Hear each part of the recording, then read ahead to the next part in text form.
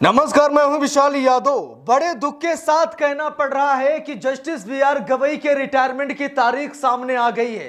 दोस्तों, हम सभी लोग यही चाहते थे कि जस्टिस बी.आर. गवई का कार्यकाल बढ़ा दिया जाए, कम से कम साल 2 साल के लिए तो कर ही दिया जाए। हम लोग ऐसा ही सोच रहे थे, लेकिन दोस्तों ऐसा संभव ही नहीं है।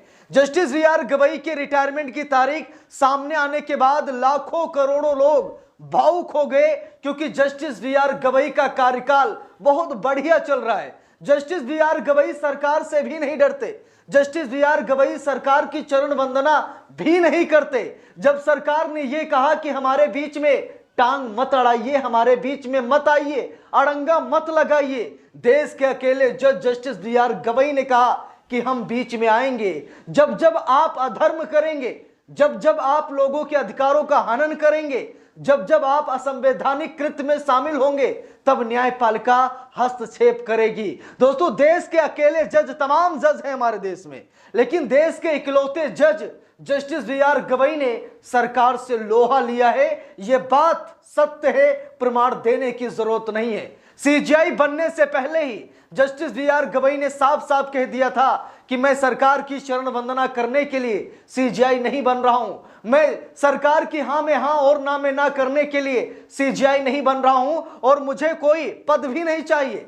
रिटायरमेंट के बाद ना तो मुझे राज्यपाल बनना है और ना ही मुझे राज्यसभा का सांसद बनना है, मुझे कोई बड़ा सियासी पद भी नहीं चाहिए। Justice B R. गवई ने सीजीआई बनने से पहले ही ये बात कही थी, जिसकी वजह से सरकार ने सीजीआई बी.आर. गवई को अपनी नजर पर चढ़ा लिया था। यहां तक कि राष्ट्रपति द्रौपदी मुर्मू ने सीजीआई बी.आर. गवई से 14 सवाल पूछ डाले कि क्या आप हमें आदेश दे सकते हैं। फिर जस्टिस बी.आर. गवई ने कहा कि हां, मैं राष्ट्रपति को भी आदेश दे सकता हूं।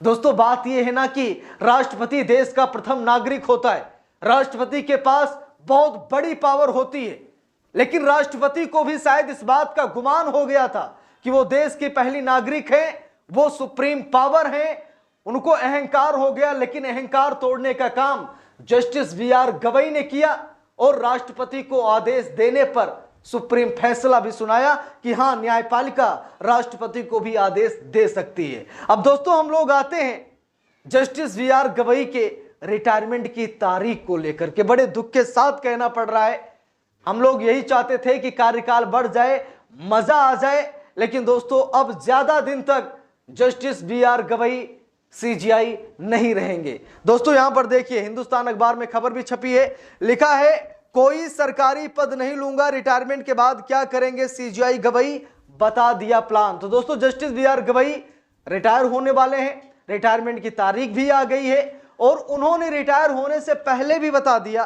कि भैया, हम रिटायर होने के बाद कोई सियासी पद नहीं लेंगे, हमें सरकार में कोई पद नहीं चाहिए, और हम किसी पार्टी में भी नहीं जाएंगे। और जस्टिस बी.आर. गवई ने ये शपथ अकेले नहीं ली, बल्कि उन्होंने सुप्रीम कोर्ट के कई जजों को यह शपथ दिलाई कि रिटायरमेंट के बाद वो कोई सियासी पद नहीं लेंगे, रिटायरमेंट के बाद वो सरकार की तरफ नहीं जाएंगे, रिटायरमेंट के बाद वो सरकार की चरण वंदना नहीं करेंगे। ये शपथ जस्टिस बी.आर. गवई ने कई जजों को भी दिलाई है। देखिए, यहां पर लिखा है, प्रधान न्यायाधीश सीजीआई बी.आर. गवई ने शनिवार को कहा कि वो अपनी सेवानिवृत्ति के बाद परामर्श और मध्यस्थता करेंगे तथा कोई सरकारी पद स्वीकार नहीं करेंगे। देखिए, यहां पर लिखा है, भारत के मुख्य न्यायाधीश सीजीआई बी.आर. गवई ने शनिवार को घोषणा करते हुए कहा कि वो अपने रिटायरमेंट के बाद कोई भी सरकारी पद स्वीकार नहीं करेंगे।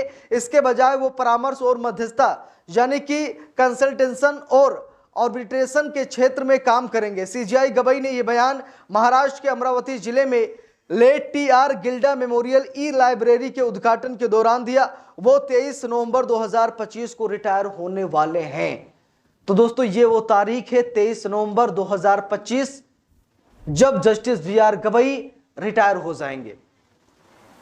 यानी अगस्त चल रहा है, अगस्त, सितंबर, अक्टूबर और नवंबर, यानी लगभग ये कह सकते हैं हम लोग कि 4 महीने का समय है जस्टिस बी.आर. गवई का। 4 महीने से भी कम है, लेकिन ये मोटा मोटा हम लोग मान कर चलते हैं, क्योंकि 23 नवंबर को रिटायर हो जाएंगे, तो लगभग 4 महीने हैं जस्टिस बी.आर. गवई के पास। और इन्हीं 4 महीनों में सरकार के पेट में वो दर्द पैदा कर देंगे जस्टिस बी.आर. गवई, जिससे कि एक नया इतिहास भी रचा जाएगा। देखिए लिखा भी है, अमरावती के अपने पैतृक गांव दारापुर में एक कार्यक्रम के दौरान सीजेआई गवई ने कहा कि मैंने कई मौकों पर यह स्पष्ट किया है कि मैं 24 नवंबर के बाद कोई सरकारी पद स्वीकार नहीं करूंगा। मैं परामर्श और मध्यस्थता के कार्य से जुड़ा रहूंगा। उन्होंने ये भी बताया कि वो रिटायरमेंट के बाद अपना अधिकांश समय दारापुर, अमरावती और नागपुर में बिताने की योजना भी बना रहे हैं। तो दोस्तों, ऐसे हैं हमारे जस्टिस बी.आर. गवई, जिन्होंने इतिहास रचने में कोई कसर नहीं छोड़ा, जिन्होंने संविधान का पालन करने में तनिक सा भी संकोच नहीं किया। Justice B R. गवई ने बाबा भीमराव अंबेडकर साहब को अपना आइडल माना।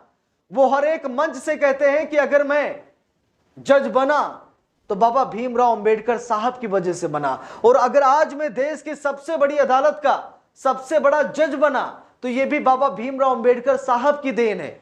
उनके बनाए गए संविधान के द्वारा ही हाशिए पर रहने वाले समाज का एक लड़का अगर देश की सबसे बड़ी अदालत का सबसे बड़ा जज बन रहा है तो दोस्तों ये गर्व की बात है। और जस्टिस बी.आर. गवई हाशिए पर रहने वाले समाज को अक्सर वो सीख देते हैं, वो संविधान का पाठ पढ़ाते हैं, संविधान को वो दलितों, पिछड़ों, अल्पसंख्यकों की बैसाखी बताते हैं कि आप इसका इस्तेमाल कीजिए, आप इसके सहारे आगे बढ़िए। संविधान ने आपको वो ताकत दी है, आप संविधान को पढ़िए, आप संविधान को समझिए, संविधान का सदुपयोग कीजिए, संविधान के रास्ते पर चलिए, आपको बड़े बड़े पद मिलेंगे।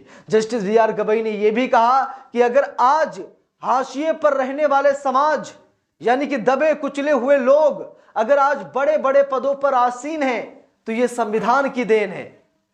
राष्ट्रपति द्रौपदी मुर्मू आदिवासी समाज से आती हैं, वो आदिवासी समाज जो हमेशा से अछूत और हाशिए पर रहा, अगर उस समाज की एक महिला देश के राष्ट्रपति है तो यह भी संविधान की देन है। यह मनुवाद और मनुस्मृति की देन नहीं है। और दोस्तों, शुक्र मानिए कि हमारे देश में संविधान लागू है। अगर इसकी जगह पर मनुस्मृति होता, जैसे कि तमाम मनुवादी मनुस्मृति को लागू करने की बात कह रहे हैं, वो मनुस्मृति को ही अपना सबसे बड़ी धरोहर मानते हैं।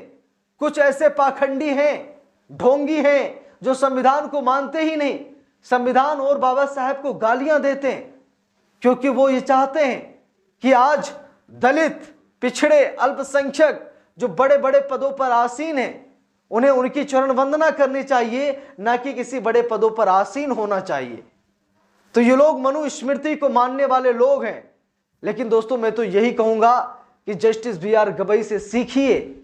वो उस समाज से निकले हैं जो समाज दबा कुचला समाज था, जो समाज हाशिए पर था। आज उस समाज से निकलकर उन्होंने जो कीर्ति, सम्मान, यश हासिल किया है, ये सब संविधान की देन है। और आप सभी लोगों को संविधान को जरूर समझना चाहिए। तो इस पूरे मामले पर आप सभी लोगों को क्या राय है कमेंट करके जरूर बताइएगा। वीडियो को लाइक, शेयर, अगर चैनल पर नए हैं सब्सक्राइब करके सपोर्ट कीजिएगा। मिलते हैं दूसरी वीडियो में, तब तक के लिए बहुत बहुत धन्यवाद।